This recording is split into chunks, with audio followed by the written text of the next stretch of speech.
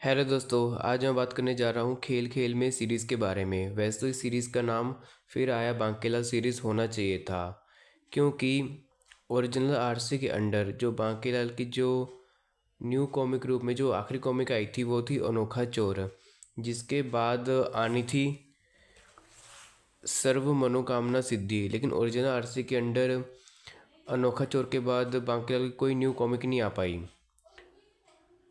अब क्या है कि ऑफ कोर्स के अनोखा चोर के बाद ये कॉमिक आनी चाहिए थी, लेकिन ये कॉमिक आई साल 2022 में। जबकि जो ये सीरीज़ है ये इसका जो फर्स्ट पार्ट जो हुआ था रिलीज़ वो साल 2021 में हुआ था। मतलब वैसे देखा जाए तो बांकीलाल का रिटर्न इस कॉमिक के ज़रिए ही हुआ है। मतलब इसीलिए कह रहा था कि इस सीरीज़ का नाम फिर आया बांकेलाल सीरीज़ होना चाहिए था, लेकिन इस सीरीज़ का नाम खेल खेल में सीरीज़ है। तो मैं आपको बता देता हूँ कि ये 4 पार्ट की सीरीज़ है। फर्स्ट पार्ट का नाम है फिर आया बांकेलाल। सेकंड पार्ट का नाम है बांकेलाल और मुसीबत का खेल। थर्ड पार्ट का नाम है पिट्ठू गरम। और लास्ट पार्ट का नाम है ऊंच नीच का पापड़ा। अब फर्स्ट टाइटल को छोड़ के बाकी जो फर्स्ट और सेकंड टाइटल को छोड़ के थर्ड और फोर्थ पार्ट में खेलों के नाम ही बताए गए हैं, जो जिसके बारे में आप पक्का जानते ही हो। अब सबसे पहले मैं आपको बता देता हूँ कि जो स्टोरी है इस सीरीज़ का, वैसे हर एक पार्ट अपने आप में एक संपूर्ण कहानी है, लेकिन बीच में एक कनेक्शन है, जिसकी वजह से ये 4 पार्ट की सीरीज़ बन जाती है। और इस सीरीज़ के जैसे ये आभार पत्र हुआ टाइप इसमें मेंशन किया भी गया है। तो मतलब 4 अलग अलग तरह की स्टोरी है। और वही बात है कि बांकीलाल के बारे में आपको पता है ही कि उसका वही है कि विशालगढ़ को हथियाना है कैसे भी करके। तो वो वही है, यूजुअल अपनी अलग अलग तरह की चाल चलता है। तो आपको पता है कि बांकीलाल की कहानियों में क्या कुछ होता है। और कॉमेडी एलिमेंट्स तो भर भर के होते हैं इसमें। और अगर मैं आर्टवर्क की बात करूँ तो आर्टवर्क इस सीरीज़ का बहुत ही ज़्यादा ज़बरदस्त है। इसको इस सीरीज़ को आर्टवर्क प्रेम गुनावत जी ने दिया है, जिन्होंने जो जिन्होंने पहले भी बांकले कुछ कॉमिक्स को ड्रॉ किया हुआ है। बहुत सही से आर्टवर्क निकल के आया है। और ये एक मज़ेदार बात ये है कि इस सीरीज़ को नॉर्मल पेपर में प्रिंट किया है, और जो पेजेस हैं वो थोड़े थिक हैं। और इस सीरीज़ को नॉर्मल पेजेस पे छापने का रीज़न यही था कि ताकि रीडर्स को पुराने टाइम जैसा फील आए। और ये सीरीज़ चाहे इसका आर्ट वर्क हो, चाहे इसकी स्टोरी हो, चाहे paper, of course paper normal pages पे हैं, तो ये सीरीज़ 90% उस चीज़ को लेके कामयाब होती भी है कि ओल्ड ईरा को शो करना है। तो मतलब बहुत ही मज़ेदार ये सीरीज़ है। और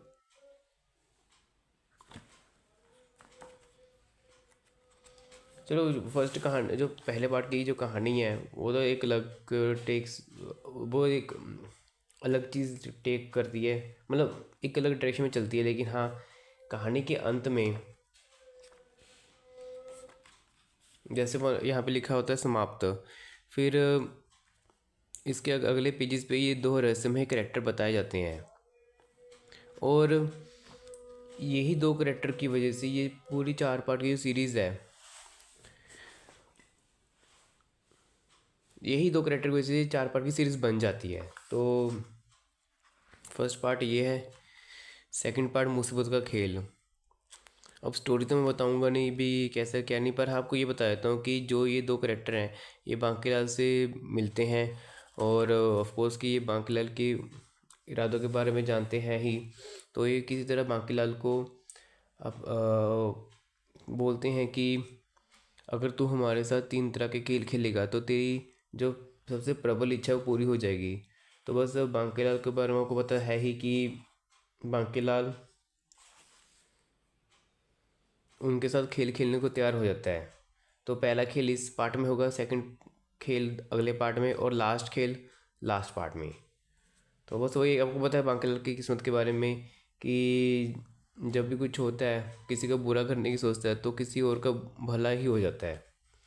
अब जब मैं इस पार्ट को पढ़ रहा था तो मुझे एक चीज़ बहुत अच्छी लगी। मतलब वैसे तो काफ़ी सारी चीज़ें इस सीरीज़ में अच्छी हैं, लेकिन एक चीज़ है जो सबसे अच्छी लगी। अब क्या है कि इसी पार्ट में ये जो गिरगिट हैं वो बांकीलाल से मिलते हैं। वो बताते हैं कि, जैसे बताते हैं कि हम तुमसे, मतलब हम तुम्हारे बारे में कैसे जाने।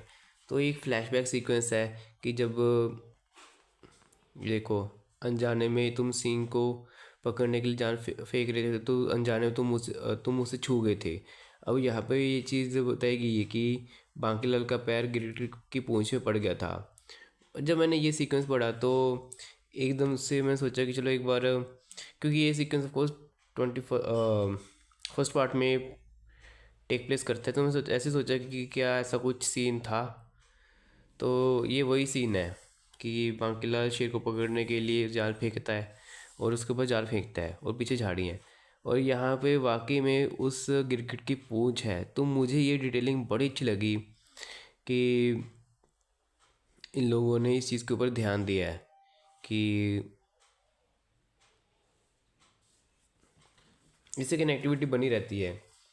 अब मैं ये कह रहा था कि बांग्ला की किस्मत के बारे में पता है कि चाहे कुछ भी कर ले, अंत में उसको हमेशा मुंह की खानी पड़ती ही पड़ती है।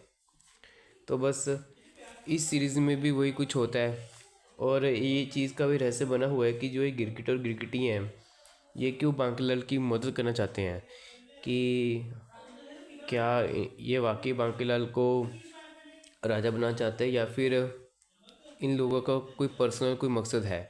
और वैसे ही ऑफ कोर्स कि ये तो आपको पता है कि कोई ना कोई मकसद तो हो गई, बट वो क्या मकसद है ये जानने के लिए डेफिनेटली आपको ये कहानी पढ़नी पड़ेगी। और अगर मैं कॉमेडी के बारे में बात करूँ तो इस सीरीज़ में भरपूर कॉमेडी है, और काफ़ी टाइम के बाद बांकीलाल की ऐसी कहानी पढ़ के वाकई में बहुत मज़ा आया। जिस तरह से मतलब सर्व मनोकामना सिद्धि को पढ़ के आया था, मैं उससे कहीं ज़्यादा मज़ा मुझे इस सीरीज़ को पढ़ने में आया। तो मतलब ठीक है कि ऑफिशियल तो इस सीरीज़ का नाम खेल खेल में सीरीज़ है, लेकिन असलियत में इस सीरीज़ का नाम फिर आया बांकीलाल सीरीज़ ही होना चाहिए था, जैसे मैंने आपको रीज़न बताया क्यों। बट चलो, बट वही है कि जो सीरीज़ का नाम है वही सीरीज़ का नाम लेना ही पड़ेगा। तो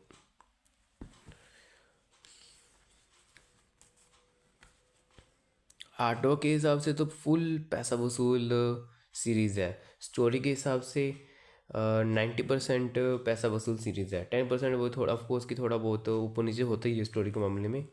बट हाँ, अ, ये वर्थ इट है इसको ख़रीदना।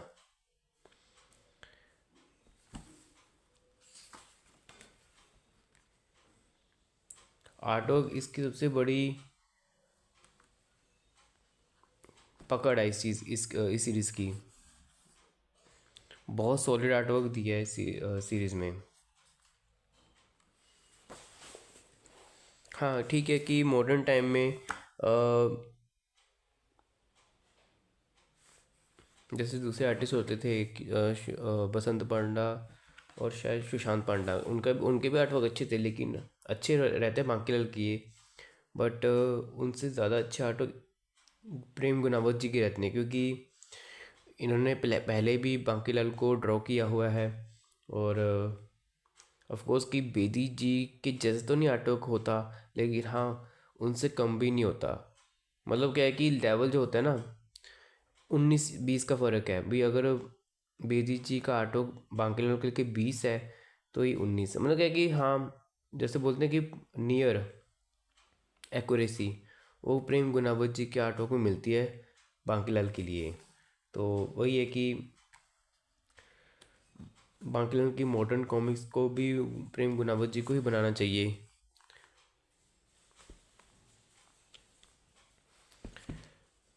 सही में इस सीरीज़ में कॉमेडी बहुत भर भर के है।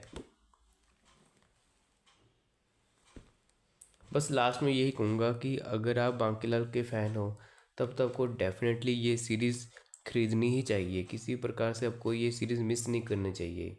और अगर आप बांकीलाल के फ़ैन नहीं भी हो, अगर आप एक अच्छी स्टोरी को एंजॉय करना चाहते हो, कॉमेडी एलिमेंट्स को एंजॉय करना चाहते हो, और सबसे बड़ी बात अच्छे आर्टवर्क को एंजॉय करना चाहते हो, तब ये सीरीज़ आपके लिए ही है। और सही में मतलब क्या है कि ऑफकोर्स कि एक तो नॉर्मल कागज़, ऊपर से आर्टवर्क का अच्छा, और ऊपर से फ्लैट कलरिंग, तो ये वाकई में बांकीलाल की जो शुरुआती कॉमिक्स होती थी ना, वैसे ही याद करा दिलाती हैं।